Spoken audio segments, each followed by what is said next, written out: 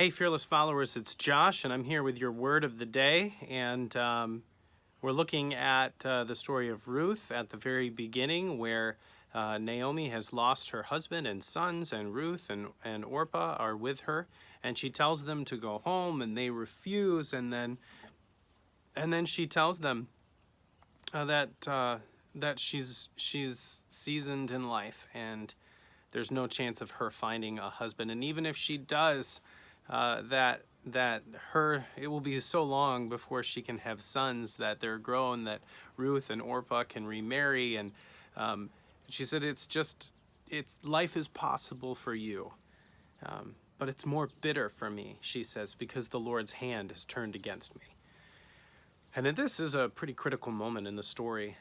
Naomi believes that God has cursed her, that God has looked unfavorably upon her, and her bitterness is starting to turn her heart. In fact, in just a few verses, we'll see that she actually changes her name to Mara, which means bitter, and we'll talk about that more on the weekend. We'll talk about that more as we get to that. But here she says, it's more bitter for me. And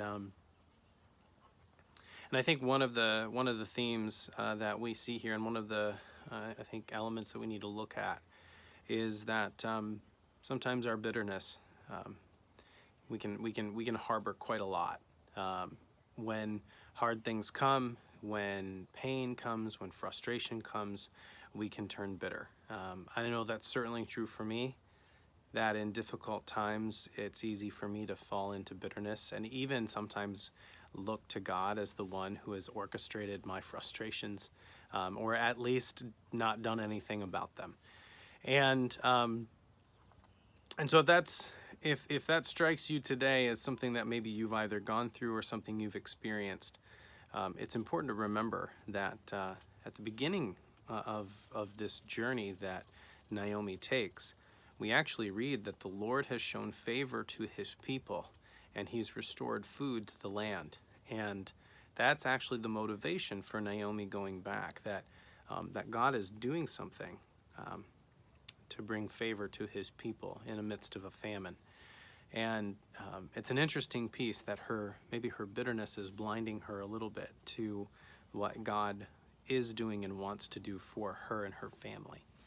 So my encouragement to you, maybe my word for you today, don't let bitterness blind you.